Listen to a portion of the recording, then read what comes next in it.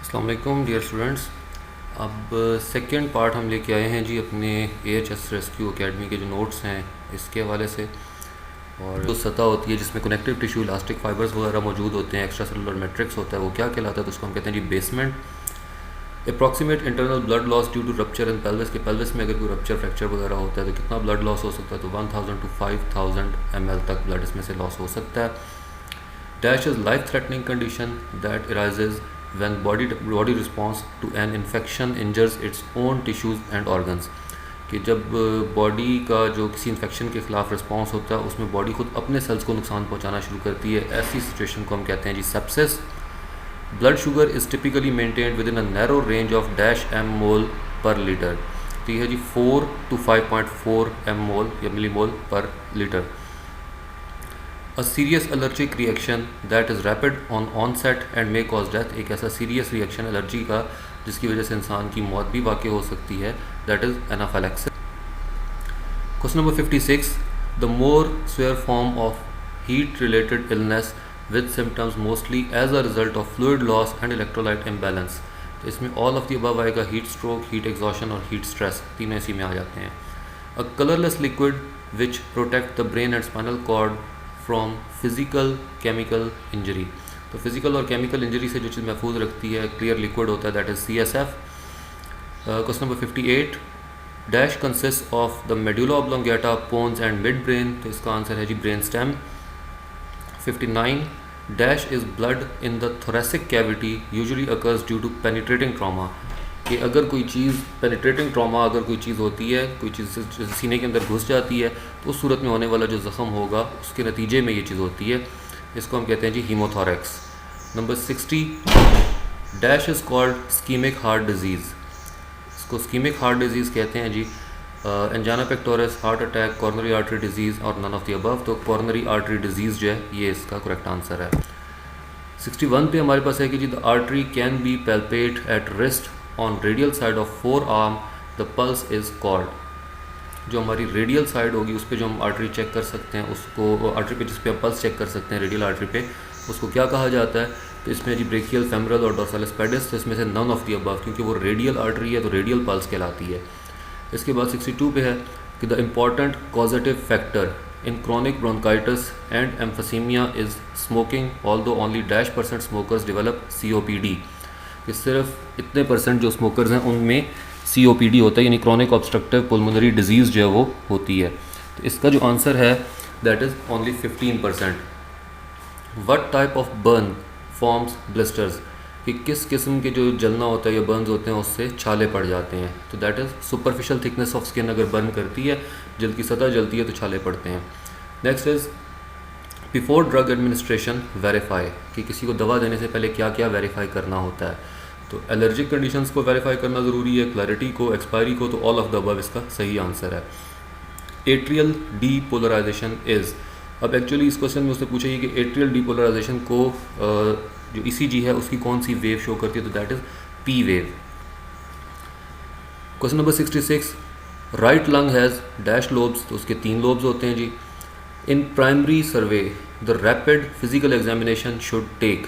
कि primary survey में आपका जो फिजिकल एग्जामिनेशन है उसमें कितना टाइम लगना चाहिए? That should only take 60 to 90 seconds. इससे ज़्यादा टाइम आप उस पर नहीं लगा सकते हैं। इसके बाद जी कि pneumonia is dash in the plural space. कि फेफड़ों के इर्द गिर्द की जो झिल्ली थी प्लूरा, उसके अंदर किस चीज़ का होना निमोनिया कहलाता? तो that is air. 69, dash occurs when duty of care is breached and reasonably foreseeable harm occurs at as a result. कि अगर उसको हम कहते हैं ड्यूटी की लाइन में हम उसको क्या कहेंगे कि जब केयर जो है वो ब्रीच की जाती, नहीं केयर का ख्याल नहीं किया जाता, तो और कोई ऐसी चीज़ जो कि नज़र आ रही थी कि नुकसान हो सकता है और वो नुकसान हो जाता है केयरलेसनेस की वजह से, तो उसको हम क्या कहते हैं? That is known as negligence. और नंबर 70, डैश इन्वॉल्व्स फोर्सिंग और enticing a person to take part in sexual activity against their wishes और for which they are not able to consent. कि कोई ऐसा काम अगर किया जाता है जिस किसी पर्सन को मजबूर करते हैं किसी भी किस्म की सेक्चुअल एक्टिविटी के लिए, तो वो चीज़ भी नेग्लिजेंस में आएगी। 71, the organisms that live at the expense of another host और ऑर्गेनिज्म। कि ऐसे ऑर्गेनिज्म, ऐसे जानदार जो कि किसी दूसरे के खर्च पर, दूसरे की वजह से ज़िंदा रहते हैं, दूसरे पर इन्हसार करते हैं ज़िंदा रहने के लिए, वो क्या कहलाते हैं जी? Bacteria, virus, both A and B, और नन ऑफ द अबव। तो इसका आंसर है जी none of the above, because ऐसे चीज़ें जो होती हैं उसको हम पैरासाइट्स कहते हैं। इसके बाद है जी physical act of cleansing the body is called. जिस्म को साफ़ करने का जो फिज़िकली अमली तरीका होता है, उसका तबई तरीका होता है, उसको हम क्या कहते हैं? That is known as personal hygiene.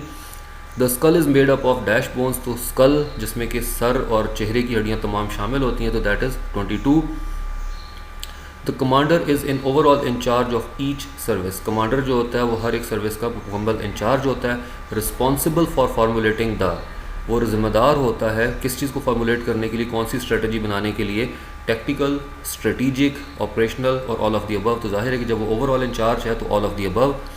75 The dash assessment should be performed when handling a patient manually to wheelchair or spine board। अगर आप किसी पेशेंट को व्हील चेयर पर डाल रहे हैं या स्पाइन बोर्ड पर डाल रहे हैं तो आपकी असेसमेंट में कौन सा फॉर्मूला अप्लाई होता है? तो that is tile, task individual load environment. Question number 76, management of hypoglycaemia. Hypoglycaemia is actually जब खून में ग्लूकोज लेवल कम हो जाता है, तो उसके लिए हम इस्तेमाल करते हैं जी glucose gel. Indications of shock is और आर। शॉक की इंडिकेशन क्या हो सकती है या क्या हो सकती हैं? तो इसका होगा जी पेल क्लामी स्किन हो सकती है, इंक्रीज हार्ट रेट हो सकता है, इंक्रीज रेस्पिरेटरी रेट हो सकता है। इसका जवाब है जी ऑल ऑफ अबव। इसके बाद है कि जी व्हाट इज़ एपनिया। एपनिया क्या होता है? एपनिया होता है जी डिफ़िकल्टी इन ब्रीदिंग और इवन सिजेशन, कि थोड़ी सी देर के लिए सांस का रुक रुक कर आना, that is known as apnoea. Bradycardia is pulse less than, कि ब्रेडिकार्डिया हम कहते हैं जब पल्स किसी की हो जाती है जी कितने बीट्स पर मिनट से? 60 बीट्स पर मिनट से नीचे होती है, तो that is known as bradycardia. Low oxygen level in blood is termed as, अगर ब्लड के अंदर ऑक्सीजन लेवल कम हो जाता है तो उसको क्या कहते हैं जी? उसको कहा जाता है हाइपॉक्सिया। 81 पे है जी कि medical term for low blood pressure is, कि जब किसी का ब्लड प्रेशर कम हो जाता है तो उसके लिए कौन सी टर्मिनोलॉजी इस्तेमाल होती है, उसको क्या कहा जाता है? तो उसका जवाब है जी हमारे पास hypotension. Then is number of cranial bones is, अब पहले उसने पूछा था बोन्स ऑफ स्कल, उसमें तमाम हड्डियाँ शामिल थी। यहाँ पर वो सिर्फ क्रेनियल बोन्स का पूछ रहा है, जिसका तादाद होती है जी 8 होती हैं। 83 पे है जी हमारे पास कि large intestine is also known as, जो बड़ी आंत है उसको और क्या कहा जाता है? तो that is known as colon, उसको कॉलन भी कहा जाता है। ETT स्टैंड्स फॉर, ETT का क्या मतलब होता है जी? वैसे तो इसको एक्सरसाइज टॉलरेंस टेस्ट के मीन में भी लिया जाता है, लेकिन जो मोस्ट कॉमन इसका आंसर है दैट इज़ एंडोट्रैकियल ट्यूब, कि जो ट्रैकिया में इंसर्ट की जाती है ट्यूब, उसके लिए। नेक्स्ट हमारे पास क्वेश्चन है जी कि normal value of blood urea is, कि ब्लड में यूरिया की नॉर्मल मिकदार कितनी हो सकती है? That is 40 mg per deciliter. ठीक है जी। Ryle's tube is also known as, Ryle's tube को और क्या कहा जाता है? तो it is also known as NG tube, उसको NG ट्यूब भी कहा जाता है। Dash test is perform for enteric fever, आंतों के बुखार के लिए। एंटेरिक फीवर के लिए कौन सा टेस्ट किया जाता है? तो वैसे भी तमाम टेस्ट हो सकते हैं, लेकिन जो स्पेसिफिक इसके लिए होता है दैट इज़ विडॉल टेस्ट। इसके बाद है जी हमारे पास कि normal human body temperature is, कि इंसान का नॉर्मल दर्जा हरारत जो है वो कितना होता है? तो दैट इज़ 98.6 फ़ारेनहाइट। इसके बाद है जी कि average normal life of a red blood cell is dash days, कि एक सुर्ख खुलिया जो होता है, सुर्ख जरसूमा जो हमारे खून का है, उसकी उम्र कितनी होती है? That is nearly 80 to 120 days. और इसके बाद है जी कि एम्बो बैग या बैग वेव मास्क, या जिसको BVM भी कहते हैं, is use to help in, उसको किस चीज़ में उसको इस्तेमाल किया जाता है, किस चीज़ में मदद देने के लिए इस्तेमाल किया जाता है? तो दैट इज़ ब्रीदिंग में उसको हेल्प के लिए इस्तेमाल जाता है। इसके बाद है कि normal value of pulse in adult is, बालिग अफराद में पल्स की जो नॉर्मल वैल्यू गिनी जाती है वो कितनी होती है? That is 72 to 80 beats per minute. Pulse counted on wrist point is also known as, जो हम कलाई के ऊपर पल्स चेक करते हैं उसको क्या कहा जाता है? तो that is known as radial pulse. इसके बाद average normal blood pressure of an adult human is, एक बालिग इंसान का जो ब्लड प्रेशर है वो कितना होना चाहिए? तो that is 120/80 millimetre mercury, mmHg। इसको ज़रा एहतियात से देखिएगा, जिस तरह ऑप्शन सी और ऑप्शन डी, तो ऑप्शन डी में 80/120 दिया हुआ है, दैट्स वाई 80/120 हमारा आंसर नहीं है, ऑप्शन सी हमारा आंसर है। इसके बाद 94 पे कि first cervical vertebra is also known as, जो हमारी गर्दन का या रीढ़ की हड्डी का सबसे पहला मोहरा होता है वो और क्या कहलाता है? उसका नाम और क्या होता है? तो दैट इज़ एटलस, उसका नाम एटलस होता है। Endotracheal tube ETT is used for obstruction in, endotracheal tube हम कब डालते हैं, जब किस जगह पे रुकावट होगी, यूरिनरी सिस्टम में, स्टमक में, रेस्पिरेटरी ट्रैक में या बाउल में, तो दैट इज़ रेस्पिरेटरी ट्रैक में, अपर रेस्पिरेटरी ट्रैक में अगर रुकावट आती है तो उस सूरत में हम एंडोट्रैकियल ट्यूब को पास करते हैं। Question number 96, dash is the longest bone of human body, हमारे जिस्म की सबसे लंबी हड्डी कौन सी है, तो that is femur. Dash is the largest organ of human body, internal organ. अब ये ध्यान में रखिएगा कि अगर इंटरनल ऑर्गन पूछा जाता है तो दैट इज़ लिवर, ठीक है। लेकिन अगर एक्सटर्नल पूछा जाता है तो एक्सटर्नल के जवाब में हम क्या कहते हैं, स्किन। ओवरऑल जो बॉडी का सबसे बड़ा हमारा ऑर्गन होता है तो वो कौन सा, दैट इज़ स्किन। आगे चलते हैं जी।